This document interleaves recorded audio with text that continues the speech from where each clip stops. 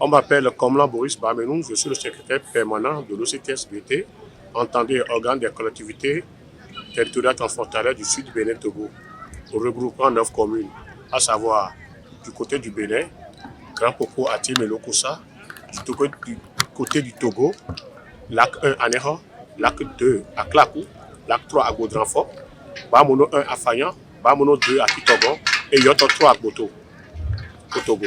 Aujourd'hui, nous sommes venus célébrer le vivre ensemble, partager un moment de joie à travers la culture. Cette idée est née de ce que, après une étude exploratoire le long des frontières du Sud Bénin-Togo, entre les frontières fluviales, les frontières océaniques, les frontières terrestres, et je vais citer Agomenglouzou et Sissanvé Kondi, et ça a prouvé que, cette étude a prouvé que le vivre ensemble et le mieux-être de ces populations ont pris un petit coup. Ça existe, mais ce n'est pas renforcé. Et quand ce ne sera pas renforcé le long de cette frontière, vous savez ce que c'est que les frontières aujourd'hui. C'est là où passe tout. C'est là où tout se produit. C'est là où tous les problèmes de sécurité battent. Et donc, il faut écrire ou bien mettre sur pied un projet qui, un temps soit peu, va mettre les populations de cette zone-là ensemble dans une cohésion, dans un vivre ensemble ou un partage de joie. C'est alors que nous avons fait un appel à projet ouvert pour les communes membres de l'OCT. Ça, je précise. Et cet appel à projet a été lancé sur les 9 communes de l'OCT. Nous avons eu beaucoup de projets écrits qui sont aussi l'un après l'autre épatants. Mais il faut prendre la crème des crèmes. Et nous avons pu prendre seulement 4 projets, vu l'enveloppe disponible, fournie par les partenaires. Alors les 4 projets sont le projet COSO, Cohésion Paix de grâce ONG, le projet J-Mono et le projet des artistes et musiciens des Lacs 1 et le projet Fiké, qui aussi fait le clé béton à Sécor. Alors, vous allez voir que nous avons fait un truc transfrontalier. 2 projets au Bénin, 2 projets au Togo. Et tous les projets, que ce soit du Bénin, les projets qui sont au Bénin doivent inviter 1 ou 2 communes du Togo. D'où la transfrontalité. Les projets qui sont au Togo doivent inviter des projets, des gens qui sont dans les communes du Bénin.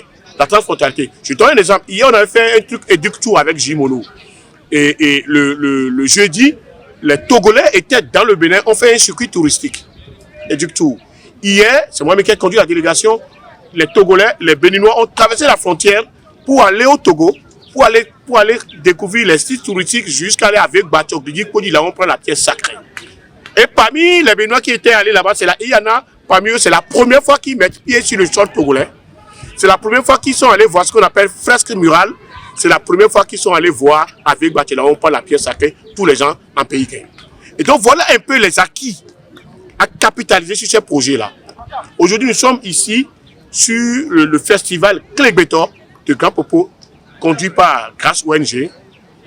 Ce festival a tout son sens, parce que le Clé Béton étant une entité de justice, étant une entité bien ancrée dans le peuple, pour la sécurité du peuple et pour la justice du peuple, doit être découvert. Parce que le Clé Béton a une force de démonstration que des gens n'ont peut-être jamais vue. Vous voyez? Et donc nous mettons une lumière sur tout ce qui est traditionnel. C'est pourquoi l'appel à projet même a dit, le thème c'est appel à projet culturel, artistique et artisanal. Et donc quand vous n'êtes pas dans ces 3 thèmes-là, votre projet est dehors. Et donc, il faut féliciter ces 4 projets qui aujourd'hui sont en train d'être déroulés et de fort belle manière. Parce que je peux vous dire, j'ai parcouru tous les projets. J'étais hier à Sécor, je suis ici aujourd'hui. Demain, je serai encore à Sécor, surtout pour le Clé Béton. Il fallait voir les images. L'Afrique a un incroyable talent dont on dit là. Ce n'est pas négatif. L'Afrique a un effroyable talent. Il fallait voir la démonstration des Clé Béton. Je sens que nous allons découvrir encore des choses ici aujourd'hui. Vous savez, les Béton, tout à l'heure, quand le Clé Béton va sortir, on ne sait pas qui est opposant de qui. On ne sait pas qui est ennemi de qui. La population est ensemble, crie ensemble, rit ensemble, saute ensemble, applaudit ensemble. C'est comme le football. la tradition, à travers la tradition, on peut promouvoir le vivre ensemble.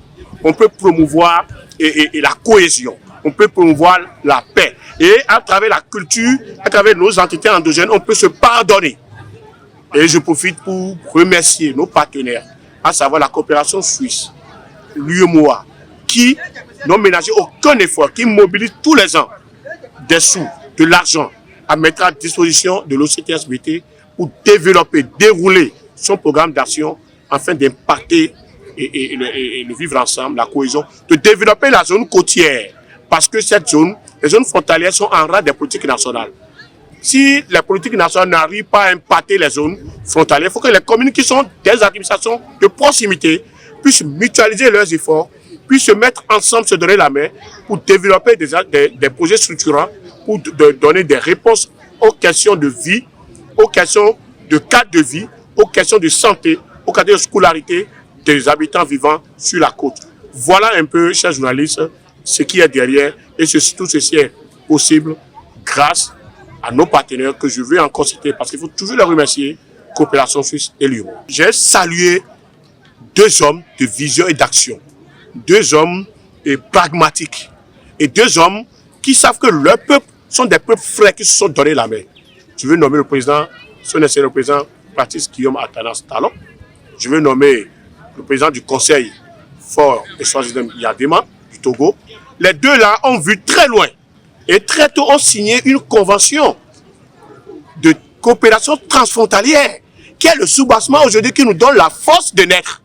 S'il n'y avait pas cette convention de ces deux hommes signés, l'OCTSBT ne verra pas le jour. Parce que ça va avoir le jour sur quelle base. Donc ces deux hommes ont vu très loin, ont déjà posé, ces deux présidents ont déjà posé les bases. Et c'est sur cette base-là, sur cette fondation-là que nous sommes en train de mettre les murs aujourd'hui et les accompagner dans leur vision de développement. Parce que tout ce que le CTSBT fait, on ne le fait pas en rang des politiques nationales. Parce que les structures en charge de la frontière, les ministères sectoriels en charge de la décentralisation sont avec nous. Et nous discutons avec eux par rapport à nos projets. Pour voir si est-ce que le projet que nous développons répond au plan national de développement de chaque pays. Quand on sera au niveau du Togo, quand on sera au niveau du Bénin, la démarche est la même. C'est des hommes de vision. Je ne fais pas de la politique, moi je suis un homme de développement, je suis un technicien. Mais pour avoir signé cet acte-là, déjà, c'est des hommes de vision parce que l'acte est signé bien avant la naissance de l'OCTSBT. Et c'est à la base de cet acte-là que, après l'étude exploratoire de la naissance de l'OCTSBT, nous avons pris cet acte-là pour pouvoir faire l'Assemblée générale et pouvoir mettre sur les fonds baptismaux l'OCTSBT qui aujourd'hui a une reconnaissance officielle au niveau du Bénin, a son récépissé et est reconnu au Togo. Et donc je pense que c'est une administration qui est installée de manière formelle et qui est appelée à faire beaucoup de miracles, surtout dans la zone côtière du Sud-Bénin-Togo. D'ici 5-10 ans, vous allez voir les effets réels. Il y en a déjà. Nous avons un centre de formation en maraîchage que nous allons construire à Béroué. L'étude de faisabilité est déjà faite. Nous avons des micro-projets où il y a des coopératives de Béroué, Tachara, ont gagné des financements et on leur a acheté du matériel, soit pour moudre le noix de palmis, soit pour moudre le manioc. Et aujourd'hui, vous allez à Béroué et il y a la coopérative Djiloulou où nous sommes en train de construire un enclos de transformation dans lequel ils vont entreposer. Donc il y a plein de projets qui se font. Comme c'est le début, je pense que d'ici quelques jours, d'ici quelques mois, quelques semaines, vous allez voir de visure, de manière concrète, et les projets. L'école d'Avinouk dont j'ai parlé, c'est un module de 2 classes. Ça fait 6 classes. Et bureau-magasin. Et 2 blocs de 4 latrines. Ça fait 8 latrines que nous construisons dans une zone isolée. Mais qui a besoin, les enfants de cette zone ont besoin d'éducation. Nous allons faire la réception technique, la réception provisoire de ce module-là, de cette école-là, le 13 prochain.